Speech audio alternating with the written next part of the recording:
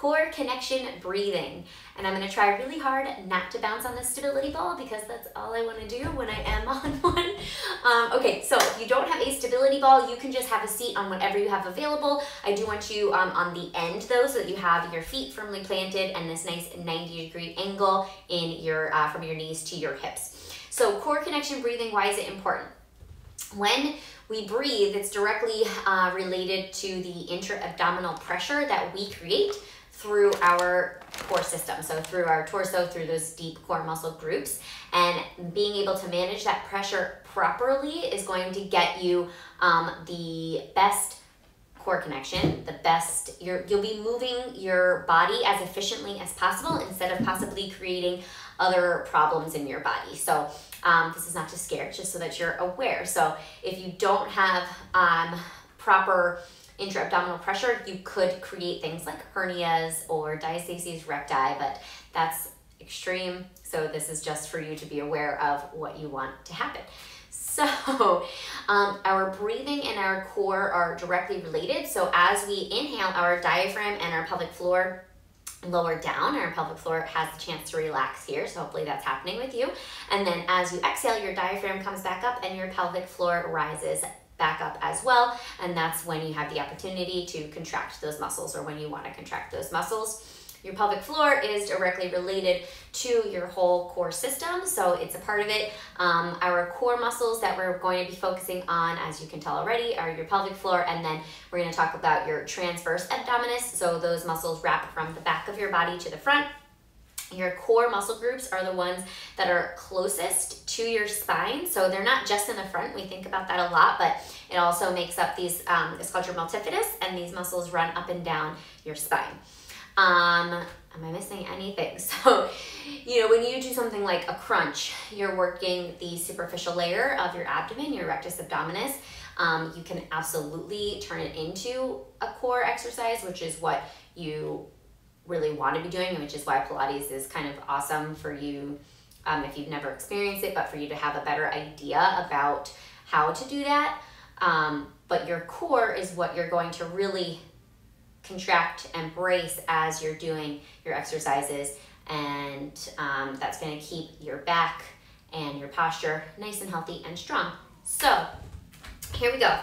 You are going to place one hand on your rib, on the side of your rib, and one hand on your belly. And I want you to just take 2 breaths in without any guidance and just notice where you're breathing. So inhale through your nose and exhale through your mouth.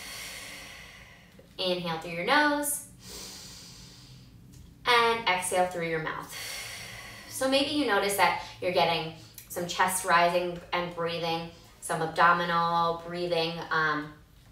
So I want you now to see if you can kind of send that breath more to the ribs if you are not really getting too much of that. So our goal is going to be nice rib expansion to fill up along the sides and to the back of the ribs, and then to get a little bit of our belly to expand as well. So you're going to inhale into the ribs, so think side to side, and then send that breath to the back of the ribs and exhale. Okay, we're gonna take another deep breath in. I'm just gonna show you a side view. So again, inhale to the sides and back of the ribs. And then your belly will get some of that breath, and then exhale through your mouth. Okay, so now as you exhale, I want you to definitely make sure that you're making some noise and you are blowing out through your mouth like you're blowing out birthday candles. What I like to tell my clients is that your core contraction will meet the demand that you're doing. So a good example that I think is used often is like, if you're picking up a pencil from the ground, you don't need a big contraction, right? You don't even want to have to think about it. But you want to maintain neutral spine and good posture. If you're picking up your 30-pound child from the ground, you're going to want to use a little bit more core strength to pick your child up and maintain that good posture and core alignment, right? So for purposes of this video, you are going to focus on trying to feel that core connection. So I want you to think about blowing out 50 birthday candles. When I tell people I want a really big contraction, I tell them I want you to think about blowing out 100 birthday candles. You can kind of see where we're going here.